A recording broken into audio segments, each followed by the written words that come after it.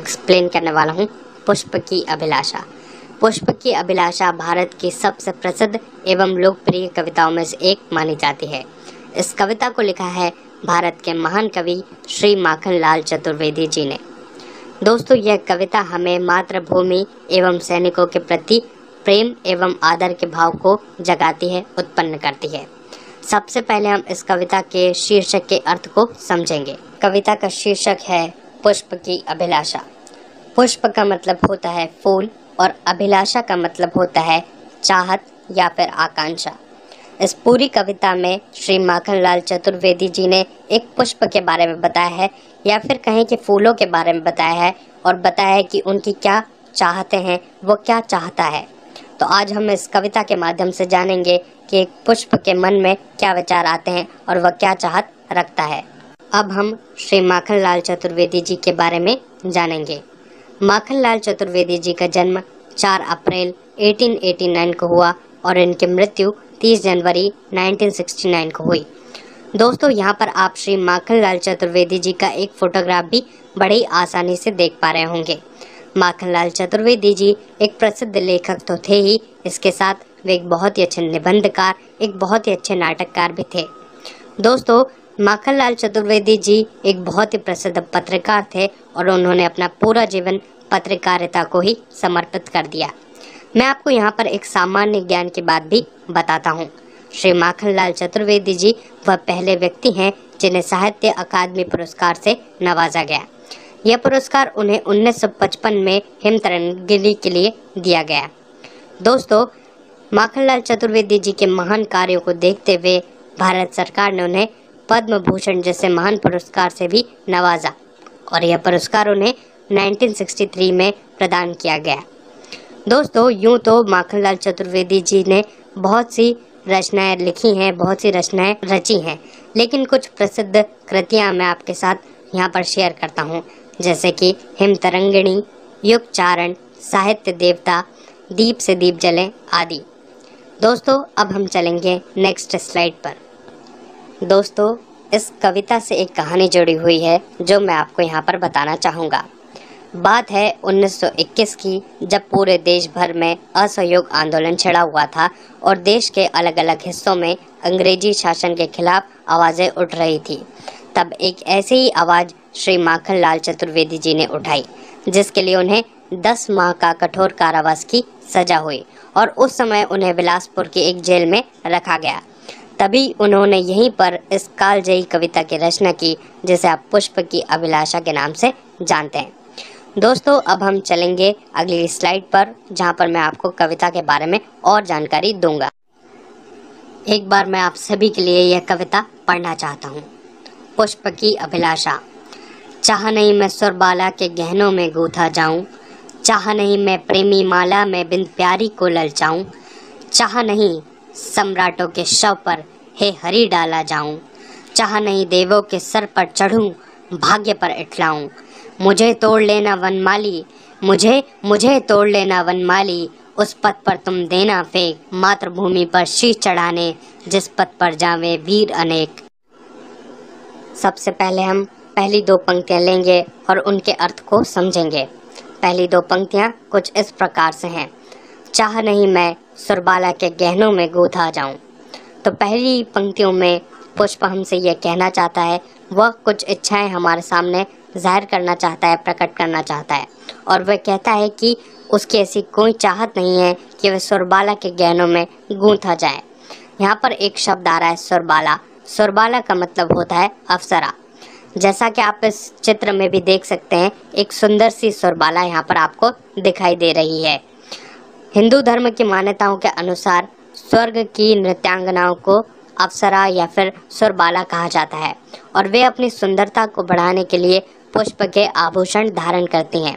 तो पुष्प यह कहता है कि उसकी ऐसी कोई चाहत नहीं है कि वह सुरबाला के गहनों में गूंथा जाए। अब यहाँ पर दूसरा शब्द आ रहा है गूंथा। गूंथा का मतलब होता है फंसना, यानी कि वो ऐसी कोई चाहत नहीं रखता कि वो मात्र उन गहनों में ही फंसकर वहीं पर रह जाए। तो दोस्तों, ये था पहली 2 पंक्तियों का अर्थ। अब हम चलेंगे अगली 2 पंक्तियों पर। अगली 2 पंक्तियाँ कुछ इस प्रकार से हैं। चाह नहीं प्रेमी माला में बिंद प्यारी को ललचाऊं। यहाँ पर पुष्प हमारे सामने कुछ और इच्छाएं प्रकट कर रहा है, कुछ और इच्छाएं जाहिर कर रहा है। वह यह कहता है कि वह प्रेमी माला में बंधकर नहीं रहना चाहता। यहाँ पर पहला शब्द आ रहा है प्रेमी माला। प्रेमी माला से अर्थ है माला, यानी कि विवाह अवसरों पर जिन मालाओं का प्रयोग किया जाता है उसे हम प्रेमी माला कहते हैं। जैसा कि आप इस चित्र में भी देख सकते हैं, यहाँ पर आपको एक वर दिखाई दे रहा है, एक वधू दिखाई दे रही है जिनके हाथों में मालाएं हैं। तो इन मालाओं को वरमाला कहा जाता है या फिर प्रेमी माला कहा जाता है। तो इस प्रकार की मालाओं में वह बंध कर नहीं रहना चाहता। यहाँ पे एक और शब्द का इस्तेमाल हो रहा है ललचाऊं। ललचाऊं से उसका अर्थ यहाँ पर ऐसा है कि वह ऐसी कोई भी लालसा, ऐसी कोई भी इच्छा, अपेक्षा नहीं रखता कि वह उन मालाओं में बंधकर रहना चाहता है। और बिन का मतलब होता है बंधना, यानी कि वह कहीं पर भी इन मालाओं में बंधकर नहीं रहना चाहता। तो ये था यह दो पंक्तियों का अर्थ। अब हम चलेंगे अगली दो पंक्तियों पर। अगली दो पंक्तियां हैं, चाह नहीं सम्राटों के शव पर हे हरि डाला जाऊं। ये पंक्तियां बहुत ही ज़्यादा मज़ेदार हैं, बहुत ही ज़्यादा रोचक हैं, क्योंकि यह पंक्तियां आने वाली दो पंक्तियों से मेल खाती हैं और जब आप इनका अर्थ समझेंगे तो एक बहुत ही सुंदर अर्थ निकल कर आएगा। यहाँ पर पहली पंक्तियों में यह पुष्प कहना चाहता है कि वह ऐसी कोई भी चाहत, ऐसी कोई भी इच्छा नहीं रखता कि वह सम्राटों के शव पर डाला जाए। सम्राट यानी कि राजा, जो बड़े बड़े राज्यों के राजा होते हैं उन्हें सम्राट कहा जाता है। और जब उनकी मृत्यु हो जाती है तो उनके मृत शरीर पर बहुत सारे फूल चढ़ाए जाते हैं और उनके शरीर पर फूलों की वर्षा की जाती है। तो पुष्प ऐसी कोई चाहत नहीं रखता कि वह सम्राटों के शव पर डाला जाए। अगली पंक्ति बड़ी ही रोचक है। यहाँ पर वह कहता है हे हरि डाला जाऊं, यानी कि हे हरि से यहाँ पर अर्थ है भगवान विष्णु से। ऐसा माना जाता है कि यह पूरा विश्व भगवान विष्णु ही चलाते हैं। तो वह यह कहता है, भगवान विष्णु से यह प्रार्थना करता है कि हे हरि यानी कि हे ईश्वर, मेरी ऐसी कोई चाहत नहीं है कि मैं सम्राटों के शव पर डाला जाऊं। दोस्तों, ये था इन दो पंक्तियों का अर्थ। अब हम चलेंगे अगली दो पंक्तियों पर। अगली दो पंक्तियां हैं, चाह नहीं देवों के सर पर चढ़ूं, भाग्य पर इठलाऊं। दोस्तों, पिछली दो पंक्तियों में हमने पढ़ा था कि किस प्रकार से पुष्प यह चाहत रखता है कि वह सम्राटों के शव पर नहीं डाला जाना चाहता और वह ऐसी प्रार्थना ईश्वर से करता है। वहीं अगली दो पंक्तियों में वह यह भी कह देता है, स्वयं ईश्वर से यह कहता है कि वह ऐसी भी कोई चाहत नहीं रखता कि वह आपके सर पर चढ़े और अपने भाग्य पर इठलाए। दोस्तों, जैसा कि आप इस चित्र में भी देख सकते हैं, यहाँ पर ईश्वर के ऊपर किस प्रकार से फूलों का अर्पण किया जाता है और उनके सर पर रखा जाता है। तो पुष्प की ऐसी कोई भी चाहत नहीं है कि वह ईश्वर के सर पर चढ़े और अपने भाग्य पर, अपने जो डेस्टिनी है उस पर अहंकार करे, उस पर इतराए और इठलाए, बल्कि उसकी चाहतें तो कुछ और ही हैं। तो आपने किस प्रकार से देखा कि पहली दो पंक्तियों पर वह ईश्वर से प्रार्थना करता है, वहीं अगली ही दो पंक्तियों पर वह ईश्वर से यह भी कह देता है कि मैं आपके सर पर भी नहीं चढ़ना चाहता। अगली दो पंक्तियां हैं, मुझे तोड़ लेना वनमाली, उस पथ पर तुम देना फेंक। दोस्तों, यह पंक्तियां बहुत ही ज़्यादा इम्पोर्टेंट है, बहुत ही ज़्यादा महत्वपूर्ण है। यहाँ पर पुष्प वनमाली से बातें कर रहा है। असल में यह पूरी कविता में जो पुष्प है वनमाली से ही बातें कर रहा है। वनमाली वह व्यक्ति होता है जो फूलों की देखरेख करता है। दोस्तों, जैसा कि आप इस चित्र में भी देख सकते हैं, यहाँ पर आपको एक वनमाली दिखाई दे रहा है जिसके हाथ में काफ़ी सारे फूल है। वनमाली वह व्यक्ति होता है जो फूलों की देखरेख करता है और जिसे हम इंग्लिश में गार्डनर भी कहते हैं। तो वह जो फूल है वह वनमाली से यह कहता है कि मुझे तुम तोड़ लेना।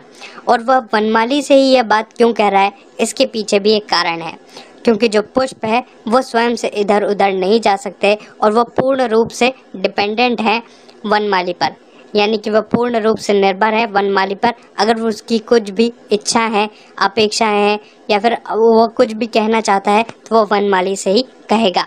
तो वह वनमाली से ये कहता है कि मुझे तुम तोड़ लेना और उस पथ पर तुम फेंक देना। यहाँ पर मैं आपको एक जनरल नॉलेज की बात और बताता हूँ। संस्कृत का एक शब्द है पथ, जिसे हिंदी में ठीक उसी तरह ले लिया गया जैसे हम पथी पढ़ते हैं, और यही शब्द इंग्लिश में जाकर बन गया पाथ, जिसका मतलब भी रास्ता होता है।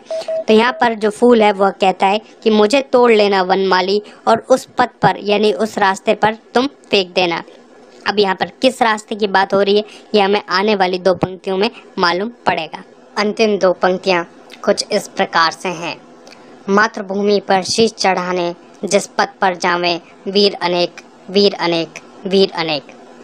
दोस्तों, पिछली 2 पंक्तियों में हमने यह देखा कि किस प्रकार से पुष्प अपनी इच्छाएं प्रकट करता है वनमाली के सामने, और वह कहता है कि मुझे तुम उस पथ पर, उस रास्ते पर फेंक देना जिस रास्ते से मातृभूमि पर शीश चढ़ाने जिस पथ पर जावें वीर अनेक, यानी कि मुझे तुम तोड़ लेना और उस रास्ते पर, उस पथ पर तुम फेंक देना जिस पथ पर से हमारे बहादुर सैनिक मातृभूमि की रक्षा के लिए, अपने जीवन को न्यौछावर करने के लिए और अपनी जान की बाजी लगाकर भी इस देश की रक्षा करने के लिए जाते हो।